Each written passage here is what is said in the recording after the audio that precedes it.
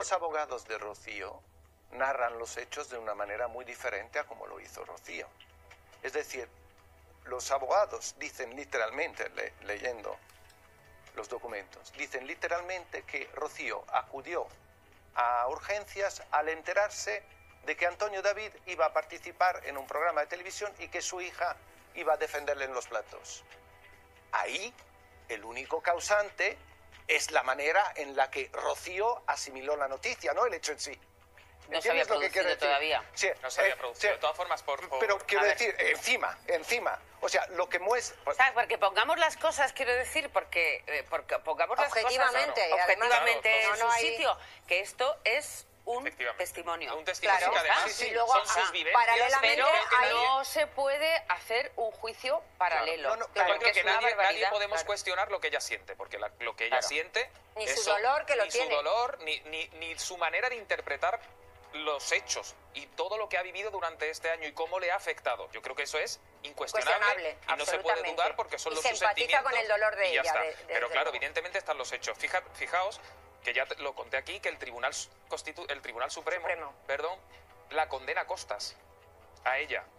Es decir, que también es un dato significativo, que el Ministerio Fiscal recurre porque el juzgado número 1 de violencia de género en el 17, cuando ella presenta todo, de Alcobendas, de violencia de género, cuando ella presenta todo, cuando a ella le toman declaración, que se ha dicho que ella no se ha podido expresar delante de un juez, y no es cierto, a ella le toman declaración en las preliminares. Es verdad que no ha habido juicio porque no ha habido lugar a que se haga una apertura de juicio oral.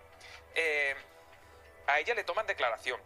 Esa jueza ve indicios, que no pruebas, indicios de posibles delitos de maltrato psicológico. Pero luego hasta el Ministerio Fiscal recurre y a partir de ahí todos los recursos los pierde Rocío Carrasco. Me parece tremendo. Yo creo que son cosas que se tienen que dilucidar en los juzgados y no en los platos de televisión. Es mi opinión personal. Y ya está, y que lo diluciden. Tanto Rocío como Ortega. Las pruebas que la productora de Ana Rosa ha sacado del cajón dejan a Rocío Carrasco tiritando. El plató está en shock. Titulares inéditos, contratos millonarios en liras, un anillo de boda que jamás debió cerrarse, y sobre todo, esos vídeos caseros que Rocío intentó enterrar. Empieza la función con la foto prohibida de Pedro besando a Raquel Mosquera en el pasillo de TVE, tomada cuando él aún firmaba autógrafos como exmarido de Rocío Jurado. Plano corto, beso robado, 25 años de diferencia y la prueba de que el boxeador ya había pasado página mientras su hija ensayaba otro capítulo de victimismo.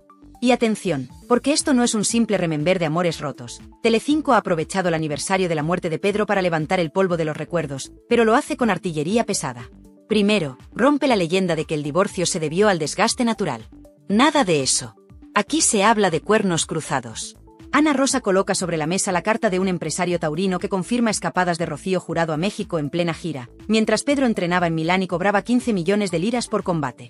¿Lo mejor? El documento lleva firma, sello y fecha. Y si eso no fuera suficiente, la presentadora rescata un extracto de un contrato de publicidad que pagó a Pedro en negro, en negro más de 48.000 euros de la época. Con ese dinero, dicen, compró un apartamento a nombre de su madre y se guardó la llave para cuando llegara la tormenta. ¿Estrategia de fuga o simple previsión? Tú decides, pero el ronrón del plató ya huele a pólvora. De pronto, la pantalla gigante muestra algo que nadie esperaba, una entrevista inédita de Pedro, grabada en VHS en el 96, donde confiesa que el amor con Raquel era más auténtico que cualquier foto de portada con la Jurado. Con ella soy Pedro, no el campeón, se le oye decir, con los ojos entornados y la voz cansada. Segundos de silencio absoluto. Rocío Carrasco jamás quiso que estas cintas vieran la luz, de hecho, firmó cláusulas para bloquearlas. Pero la productora de Ana Rosa, alimentada por el morbo y el sare, las ha encontrado y las lanza como bombas de racimo. El público en móvil, en bus, en oficina, se queda mudo. ¿Y si la heredera de la Jurado no es la guardiana de la verdad que vendió en su docuserie? A medida que avanza la tarde, el relato se enreda. Ana Rosa repasa, una a una, las cifras que descolocan la balanza sentimental. Pedro cobraba millones en pesetas, sí, pero su carrera deportiva se apagó pronto. Rocío, en cambio, firmaba giras de cientos de miles de dólares. Resulta que la gran voz de España sostenía, sin querer, la chequera común en los últimos años de matrimonio. ¿Y qué pasa cuando un mito del ring y una diosa de los escenarios comparten casa y fama? Choque de egos, celos y un contrato prenupcial que, según se filtra, no repartía la tarta por igual. Para colmo, en 1982 aterrizan los rumores de infidelidades cruzadas. Él, con una azafata italiana, ella, con ese empresario taurino que le regalaba claveles cada vez que cantaba como una ola. Ana Rosa sonríe, huele a audiencia, y promete enseñar la factura de las flores en la próxima entrega. Pero lo que de verdad revienta los audímetros es la aparición en directo de Raquel Mosquera vía satélite. La peluquera, casi 20 años después de quedarse viuda, sostiene la carta manuscrita que Pedro le dejó la noche antes de morir. Lee un párrafo y las palabras erizan la piel. Raquel, contigo volví a ser feliz. Contigo aprendí que el amor es la paz, no el espectáculo. El plató se queda sin aire. No hay insultos, no hay reproches, solo la voz rota de una viuda defendiendo que la diferencia de edad no apaga la sinceridad. Y mientras tanto, Rocío Carrasco no puede actuar, su equipo legal recibe el aviso tarde, el programa se emite en tiempo real y las redes replican el clip en loop. Cada retweet es un puñetazo al discurso que la hija había blindado durante años. Ana Rosa remata la faena con un teaser. Mañana escucharéis a Pedro hablando de los pactos de silencio, que firmó para no manchar el nombre de una persona muy conocida. No diré quién. Sobra el apellido, todo el mundo sabe que señala a Rocío Jurado, y el plató estalla en murmullos. Quintana se hace la distraída, agradece audiencia y lanza un recuerdo a Pedro Carrasco como el campeón que pagó un precio altísimo por la fama. Corte a publicidad y un zumbido recorre los pasillos de Mediaset. El relato oficial de Rocío Carrasco acaba de ser descosido en riguroso directo. Y aquí, amigo, es donde te planteo la pregunta que va a incendiar los comentarios. ¿Estamos ante la venganza mediática perfecta de Ana Rosa contra la marca Carrasco Jurado? ¿O, por fin, ante la verdad que la audiencia merecía escuchar? Sea como sea, agárrate, porque lo que acabas de ver es solo el primer asalto. Mañana llegan los audios completos, los contratos manchados de confidencialidad y el testimonio de un fotógrafo que asegura haber captado a Rocío Jurado en los brazos del famoso torero cuando Pedro aún creía en su cuento de hadas. Si creías que el ring estaba caliente, espera a que suene la campana del segundo round. Aquí, en Tirando Salseo, subimos el volumen mientras otros bajan la cabeza. Quédate, porque esto acaba de empezar. Si ayer creías haberlo oído todo, espera lo que reventó hoy a las 4 en punto de la tarde. Ana Rosa apareció con gesto de traigo tertulia de pólvora y en cuanto el redactor contó hasta 1, pidió silencio, apoyó la mano en la mesa y reprodujo una cinta de casete que llevaba décadas guardada. Se escuchaba la voz de Pedro Carrasco, ronca y cansada, grabada en el asiento trasero de un coche mientras volvía de un bolo benéfico. Yo aguanté mucho, decía, pero cuando vi aquello, cuando vi al de las camisas de cuadros a la salida del camerino, entendí que los cuernos también duelen fuera del ring. 27 segundos exactos bastaron para que los móviles empezaran a pitar en los bolsillos de media España. La frase el de las camisas de cuadros encendió todas las alarmas. Muchos veteranos del corazón identificaron esa descripción con Fidel Albiac en sus comienzos, años antes de que Rocío Carrasco lo presentase como su gran amor. Ana Rosa, sabiendo que el público pedía más carnaza, enfocó un recibo de hotel fechado en septiembre del 93. Habitación doble, Valencia, nombre de huésped F. Albiac y llamada cargada a la extensión de R. Carrasco. No había que ser detective para atar cabos. Las redes ardieron, los tertulianos se miraron en silencio y la cara de asombro de Alessandro Lecchio valía un poema. Para que nadie pensara que todo venía de oídas, la presentadora sacó el contrato de una gala taurina de aquel mismo mes. En él constaba que Rocío Jurado cantó en Jerez por $18.000, mientras Pedro estaba en Milán firmando una exhibición pagada en liras. La pantalla partió en dos aquel documento y, encima, superpuso el recibo del hotel con los nombres entrelazados.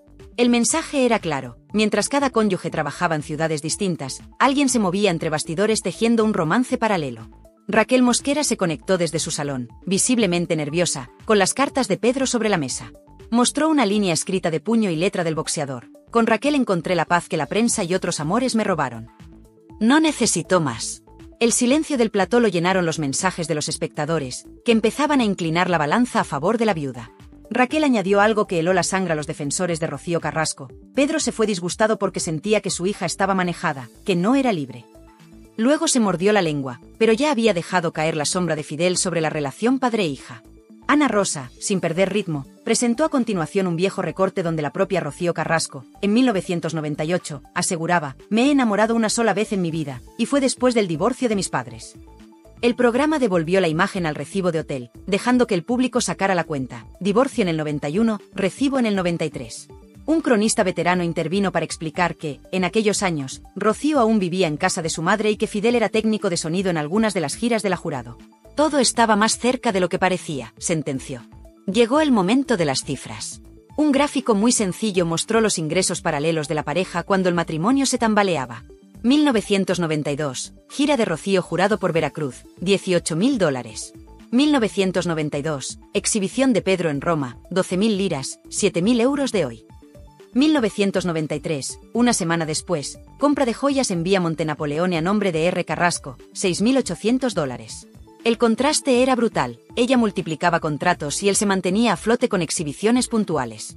Ana Rosa lanzó la pregunta que muchos se hacían en casa, ¿de verdad la versión oficial es que él era el millonario y ella la sufridora? Más de un espectador se quedó clavado frente al televisor, recordando los relatos emotivos de la docuserie donde la hija pintaba a su padre como el hombre rico que arrastraba a la madre de concierto en concierto. Para meter más leña, un testigo inesperado entró por teléfono. Un antiguo chofer de la familia contó, sin titubeos, que en Navidad del 89 llevó a Pedro a un chalet de la sierra para un encuentro discreto con una mujer que no era Rocío Jurado. No dio nombre, pero sí dijo que la señora cantaba fandangos y trabajaba en un local de peinados. El plató entero entendió la indirecta a Raquel Mosquera. Según el chofer, aquella noche Pedro volvió con los ojos llorosos y repitió que había encontrado a alguien que le recordaba a su madre, sencilla y sin dobleces. Otro golpe a la versión oficial. Mientras la conversación subía de tono, la dirección del programa recibió un escrito del despacho de Rocío Carrasco pidiendo que no se difundieran documentos privados. Ana Rosa lo leyó en voz alta, solicitamos cese inmediato de la emisión de material íntimo. Después lo dejó sobre la mesa y continuó, cuando la verdad se sustenta con papeles, no hay despacho que pueda taparla. Los aplausos retumbaron. Entonces llegó el bombazo final de la tarde, un fragmento más largo del casete de Pedro. En esa parte, el excampeón confesaba que estaba redactando un nuevo testamento para dejarle su chalet a Raquel y que mi hija ya vive con quien quiere y tiene de sobra. La frase cayó como un martillo. Significaba que el famoso legado Carrasco no iba a ir todo a la rama Jurado Carrasco, como muchos creían. De fondo, la mirada de Raquel se llenó de lágrimas. Los tertulianos empezaron a barajar qué parte de la herencia podría haber cambiado de manos y cómo afectaría eso a las batallas legales pendientes. La tarde terminó con Ana Rosa adelantando que hoy mismo había localizado la póliza de seguro de vida de Pedro, donde figuraba Raquel Mosquera como beneficiaria principal. Y avisó con una sonrisa fría, mañana veremos cuánto dinero cambió de destino aquel enero de 2001.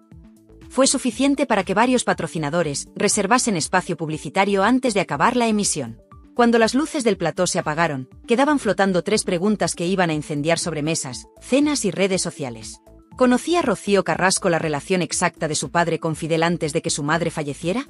¿Cuántos papeles más guardan los archivos olvidados de Televisión Española y de las productoras de los 90? ¿Volverá a hablar Raquel Mosquera o preferirá guardar el próximo movimiento legal de la heredera? Mientras tanto, medio país preparaba palomitas para la siguiente entrega y la otra mitad buscaba viejos recortes para comprobar hasta qué punto les habían contado la historia al revés.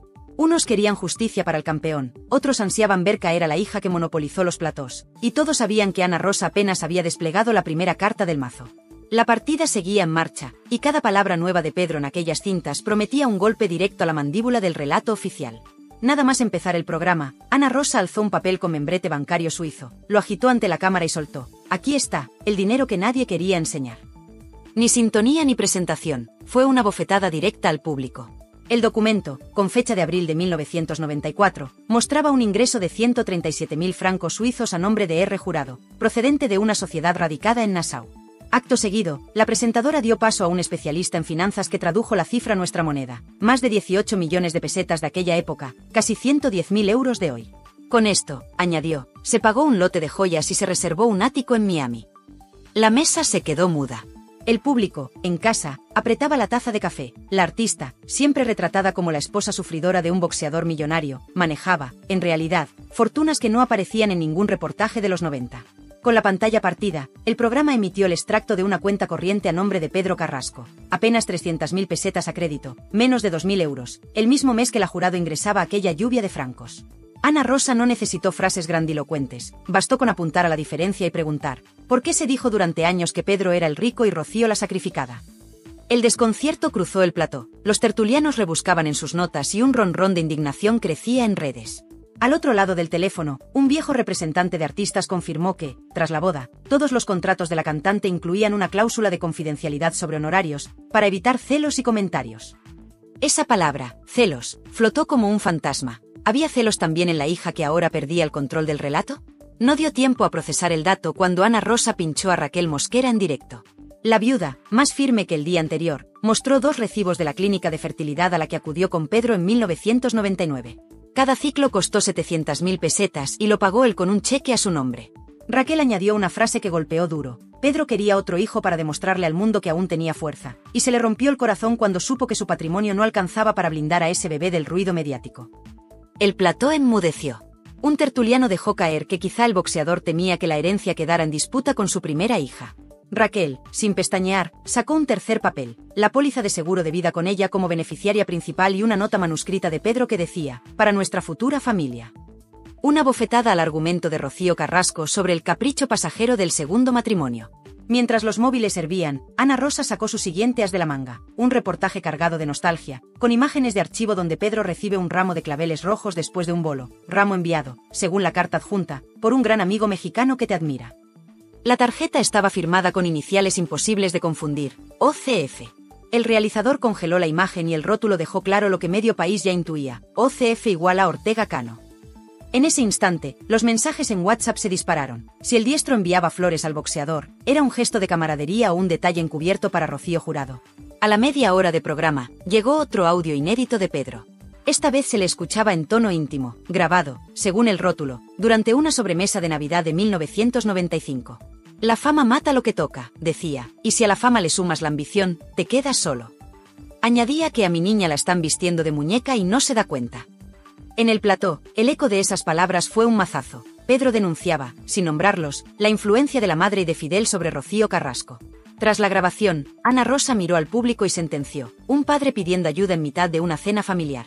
¿Dónde estaba la que hoy presume de haberlo protegido? El silencio se hizo tan denso que se cortaba. Como remate, el programa sacó los recibos de las flores que Rocío Jurado recibía en cada estreno de disco. Uno de ellos, fechado en 1991, ascendía a 60.000 pesetas. La tarjeta la firmaba F. Albiac, entonces ayudante de escenario. El contertulio Luis Rollán, amigo de la Jurado, se pasó la mano por la frente y admitió que nunca había visto aquel gasto. Pero lo cierto es que Fidel se movía cerca de la familia desde mucho antes de lo que cuenta la versión oficial. Fue la frase que detonó el hashtag #Fidel desde el principio. En paralelo, llegó un comunicado del despacho de Rocío Carrasco. Esta vez, le llamaron nota legal, exigiendo rectificaciones.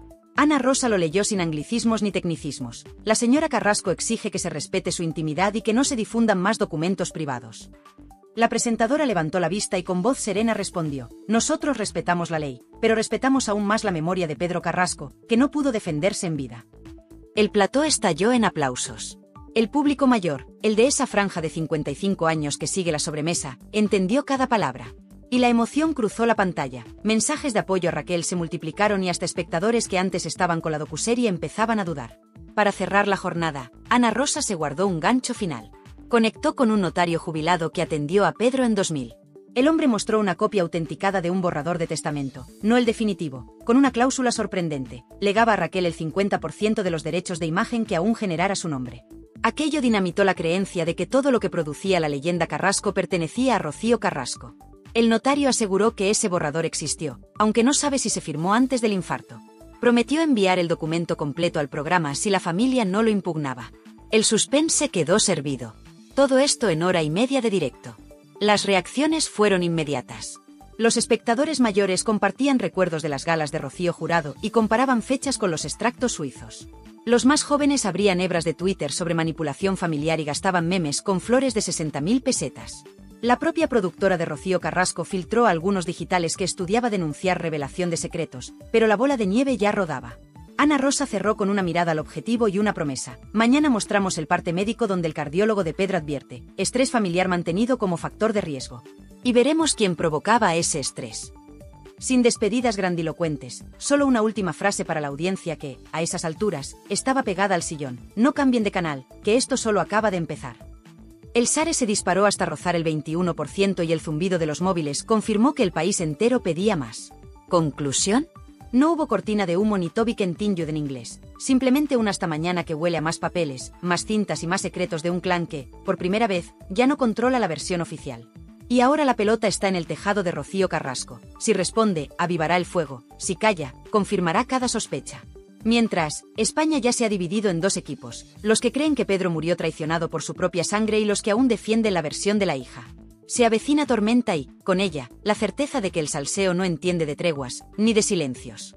Cuando parecía que ya lo habíamos escuchado todo, Ana Rosa regresó al plató con una nueva bomba que dejó al país con el café a medio tomar. Un documento legal firmado en 1996 donde Pedro Carrasco solicitaba la revisión de la custodia compartida de su hija.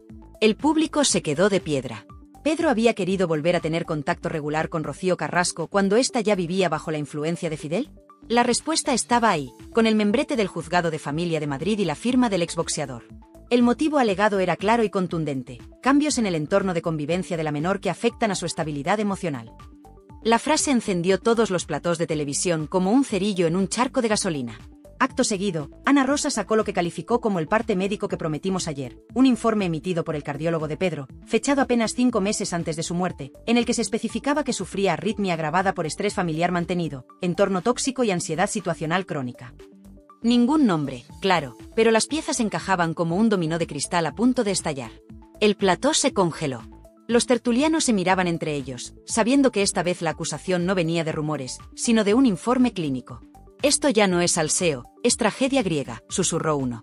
Raquel Mosquera, una vez más, se conectó desde su salón, esta vez con una camisa blanca impecable, sin apenas maquillaje y con los ojos hinchados. Pero habló. Y vaya si habló. Sacó de su bolso un pequeño marco con una foto en blanco y negro, Pedro en bata de entrenamiento, ella abrazada a su cintura. «Esto fue el día que le dijeron que Rocío no le cogía el teléfono desde hacía 3 meses», dijo. Y añadió: «Esa noche lloró como un niño. Me dijo, me han robado a mi hija y encima me llaman manipulador».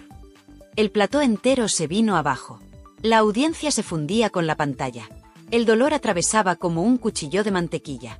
Raquel, entre lágrimas, terminó diciendo: «Yo no soy periodista, pero el Pedro que yo conocí no mentía. Se murió pensando que su hija ya no era su hija». En ese instante, Ana Rosa detuvo el ritmo y pidió silencio. «Señoras y señores», dijo con una solemnidad casi fúnebre, «vamos a emitir ahora el audio más delicado de todos». El silencio era total. Ni un estornudo. Ni un clic de bolígrafo. Solo tensión. Y entonces se escuchó. Era la voz de Pedro Carrasco, grabada en un contestador automático. «Rocío, soy papá. Solo quería saber si te hace falta algo. Llamo mañana otra vez. Un beso». La fecha era 1998. 3 llamadas así se reprodujeron.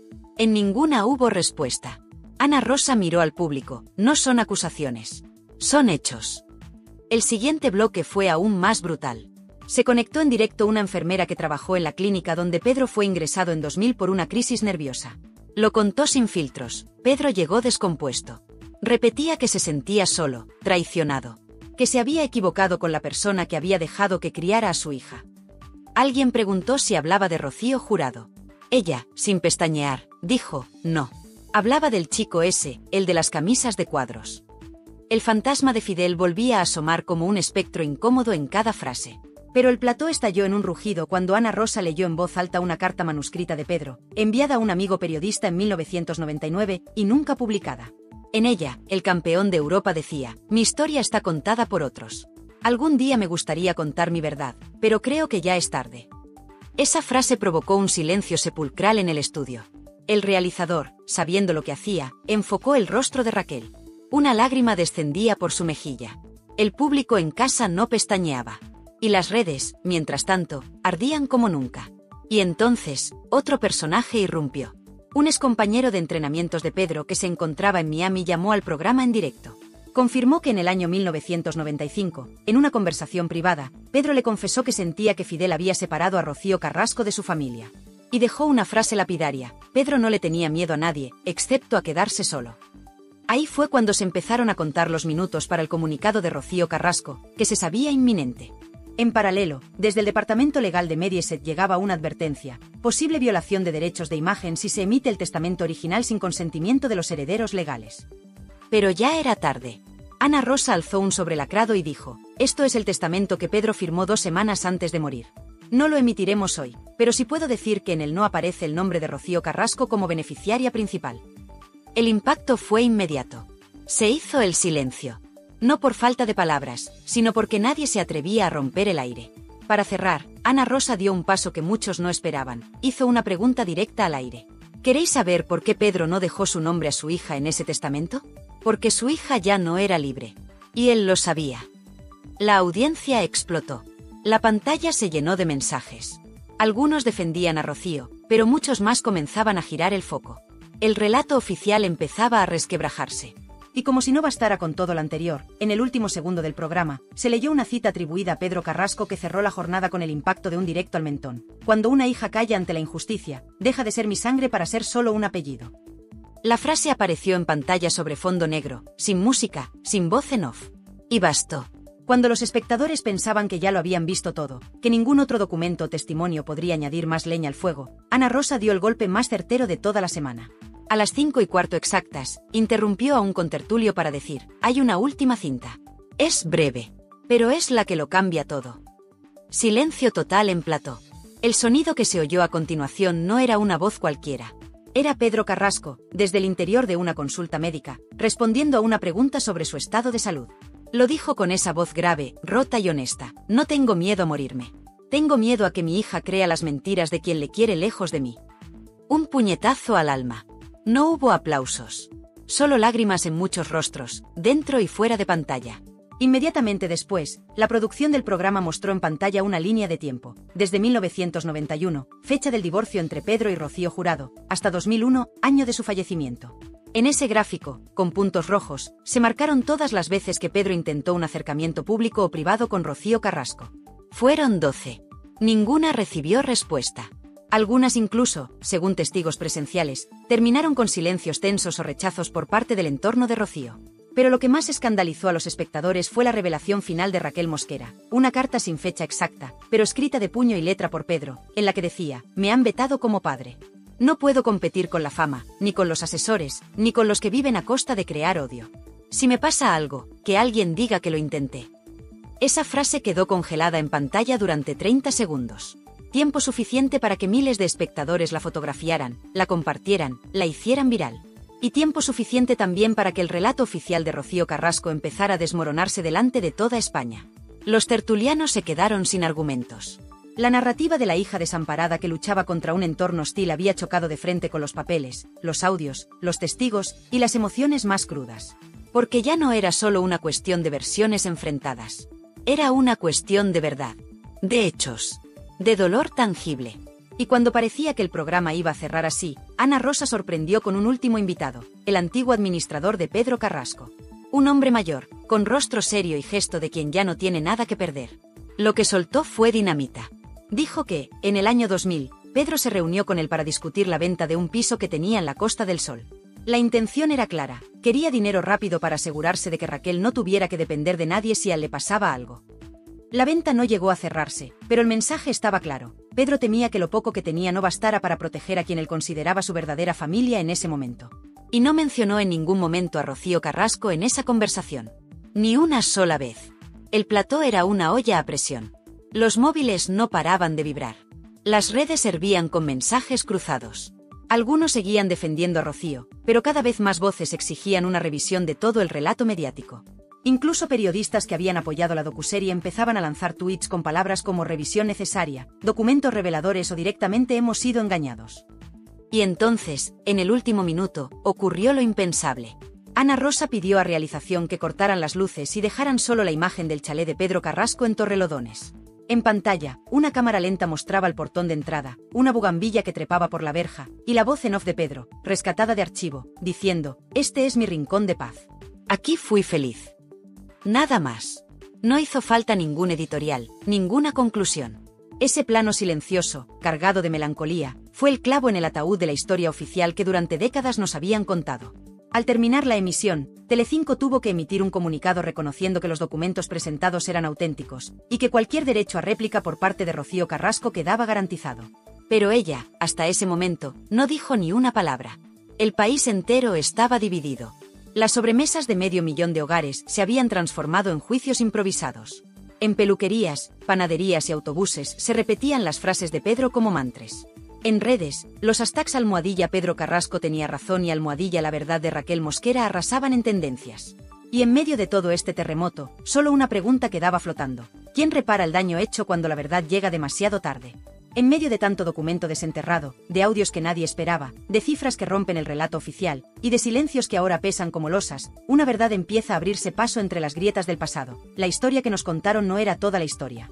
Pedro Carrasco, el campeón, murió con más preguntas que respuestas, con más cariño en su corazón que poder en sus manos, y con una sensación amarga, la de que alguien, más cerca de lo que pensaba, quería reescribir su vida en tercera persona. ¿Era Fidel? ¿Era Rocío Carrasco? ¿Era una maquinaria mediática que supo aprovecharse de una familia rota? Porque aquí lo que de verdad se pone sobre la mesa no es una factura suiza ni una póliza de seguros. Es el derecho de un hombre, un padre, un marido, un luchador, a que se escuche su versión. Y durante demasiado tiempo, esa versión fue silenciada. ¿Y qué ha hecho Ana Rosa? Ni más ni menos que lo que la audiencia pedía a gritos: abrir el cajón, sacar los papeles y dejar que hablen los hechos. Ni ediciones emocionales, ni cortinas de victimismo, ni llantos premeditados. Solo verdad, aunque duela. Solo verdad, aunque incomode. El vídeo del casete con la voz de Pedro diciendo: mi hija ya ha elegido con quién vivir, y yo no la reconozco, dejó helada a media España. Esas palabras, dichas sin rencor pero con tristeza, revelan algo mucho más profundo que una pelea familiar, una fractura generacional y emocional que no se ha querido ver. Y la gran pregunta, la que retumba tras cada minuto de emisión, es: ¿dónde estaba Rocío Carrasco mientras todo esto ocurría? ¿Por qué no contestó a estas pruebas cuando tuvo todo un documental para hacerlo? ¿De verdad nos creímos que su padre era un hombre distante y millonario, que no quería saber nada de ella? Porque, y esto es lo más duro de decir, a veces, el relato de una víctima mal contado puede convertirse en el verdugo de la verdad. Ana Rosa ha expuesto papeles. Raquel Mosquera ha mostrado recibos. Han hablado testigos que llevaban años callados. Y todos coinciden en una idea: Pedro Carrasco no fue el hombre frío que quisieron pintar. Fue un padre preocupado, un marido entregado en su segunda oportunidad, y un profesional que lo perdió todo menos su dignidad. Y ahora, ¿qué hacemos con esto? Pues lo primero, no mirar a otro lado. Porque tú, que estás viendo esto, tienes derecho a saberlo todo. Tienes derecho a ver las dos caras de la moneda. Y también tienes derecho a indignarte, claro que sí. Porque ¿cuántos años llevamos tragando relatos construidos por equipos de guionistas, por productoras millonarias, por gente que vive del victimismo mientras otros no pueden ni defenderse? Y eso, precisamente eso, es lo que este canal quiere evitar. Aquí estamos para ponértelo todo sobre la mesa. Para que tú pienses, para que tú decidas. Para que nadie te diga cómo debes sentirte.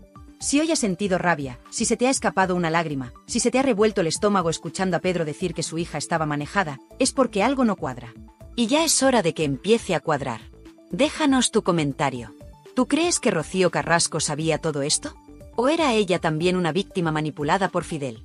¿Quién está detrás del relato que nos colaron durante años? Comparte este vídeo si tú también crees que la verdad no necesita efectos especiales ni música triste de fondo. Solo necesita que la dejen hablar. Suscríbete a Tirando Salseo si quieres que sigamos destapando todo lo que la tele tradicional no se atreve ni a mencionar. Aquí no hay filtros. Aquí hay papeles. Aquí hay verdad. Y recuerda una cosa, el salseo no es solo cotilleo. El salseo, cuando se hace con rigor, con documentos y con memoria, se convierte en justicia televisiva. Y si este vídeo te ha abierto los ojos, imagina lo que viene mañana. Nos vemos en el próximo vídeo, pero esta vez, con los guantes puestos. Porque la pelea por la verdad acaba de comenzar. Los abogados de Rocío narran los hechos de una manera muy diferente a como lo hizo Rocío. Es decir, los abogados dicen literalmente, leyendo los documentos, dicen literalmente que Rocío acudió a urgencias al enterarse de que Antonio David iba a participar en un programa de televisión y que su hija iba a defenderle en los platos. Ahí, el único causante es la manera en la que Rocío asimiló la noticia, no el hecho en sí. No se había producido todavía. Sí, no se había producido. Sí. De todas formas, Pero quiero decir, encima.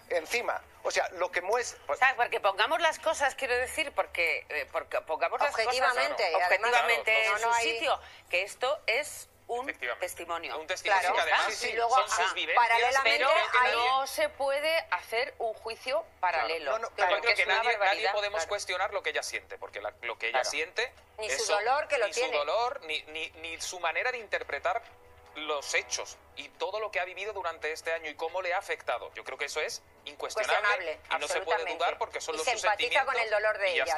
Pero claro, evidentemente están los hechos. Fijaos que ya lo conté aquí, que el Tribunal Supremo, la condena a costas a ella. Es decir, que también es un dato significativo, que el Ministerio Fiscal recurre porque el juzgado número 1 de violencia de género en el 17, cuando ella presenta todo, de Alcobendas, de violencia de género, cuando ella presenta todo, cuando a ella le toman declaración, que se ha dicho que ella no se ha podido expresar delante de un juez, y no es cierto, a ella le toman declaración en las preliminares. Es verdad que no ha habido juicio porque no ha habido lugar a que se haga una apertura de juicio oral. A ella le toman declaración. Esa jueza ve indicios, que no pruebas, indicios de posibles delitos de maltrato psicológico. Pero luego hasta el Ministerio Fiscal recurre Y a partir de ahí, todos los recursos los pierde Rocío Carrasco. Me parece tremendo. Yo creo que son cosas que se tienen que dilucidar en los juzgados y no en los platos de televisión. Es mi opinión personal. Y ya está, y que lo diluciden. Tanto Rocío como Ortega.